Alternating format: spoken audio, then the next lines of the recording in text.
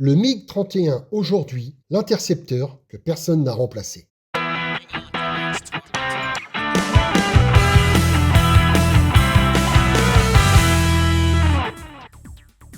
Le MiG-31, un avion né pendant la guerre froide, et pourtant toujours en service aujourd'hui. Ce n'est ni un chasseur furtif, ni un dogfighter moderne. C'est autre chose. Un intercepteur lourd, unique en son genre. Les origines et son rôle ? Le MiG-31 est entré en service au début des années 1980.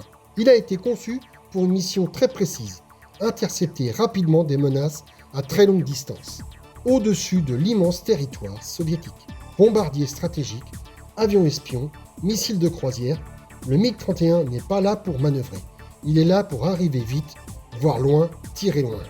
C'est un monstre de vitesse et d'altitude. Le MiG-31 est l'un des avions de combat le plus rapide jamais produit en série. Vitesse maximale Mach 2.8 à 3. L'altitude opérationnelle, plus de 20 000 mètres. Cellule conçue pour supporter des vols prolongés à très haute vitesse. Attention, il peut atteindre Mach 3, mais ce n'est pas un avion fait pour voler longtemps à cette vitesse. Sinon, la structure et les moteurs souffrent. Il a une vraie force. Radar et détection. Le cœur du MiG-31, ce n'est pas sa vitesse, c'est son radar. Dès l'origine, il embarque un radar à antenne passive extrêmement puissant. Aujourd'hui, dans sa version modernisée, MiG-31BM. Détection de cibles à plus de 300 km, suivi simultané de plusieurs dizaines de cibles. Capacité à guider des missiles à très longue portée.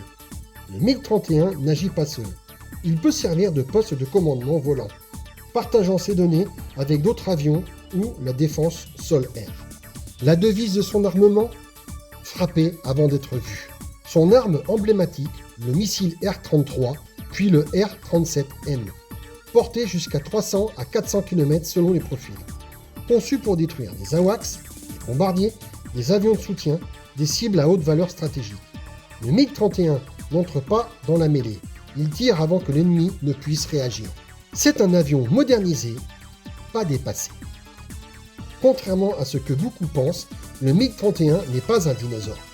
Les vraies versions modernes, nouveaux écrans cockpit, avionique mise à jour, compatibilité avec armement récent, meilleure guerre électronique. Résultat, il reste pertinent, parce que sa mission est toujours d'actualité. De plus, il est une plateforme stratégique unique. Aujourd'hui, le MiG-31 a même un rôle supplémentaire. Certaines versions peuvent emporter le missile hypersonique Kinzhal. Ce n'est pas seulement un intercepteur, c'est une plateforme de frappe stratégique aérienne. Peu d'avions au monde peuvent faire ça. Un comparatif honnête avec les chasseurs modernes ? Le MiG-31 n'est pas furtif, n'est pas agile au combat rapproché, n'est pas multirôle. Mais il vole plus vite que presque tout. Il voit plus loin que la majorité, il frappe plus loin que la plupart. On ne le remplace pas par un F-35 ou un Su-57. Ce serait changer sa mission. Mais pourquoi n'a-t-il pas de véritable équivalent ? Le MiG-31 est né d'un contexte unique. Immensité du territoire russe. Besoin de réaction ultra rapide. Défense aérienne en profondeur.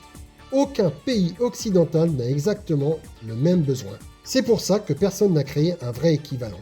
Conclusion, le MiG-31 n'est pas un avion du futur. C'est un avion spécialisé, conçu intelligemment pour une mission précise.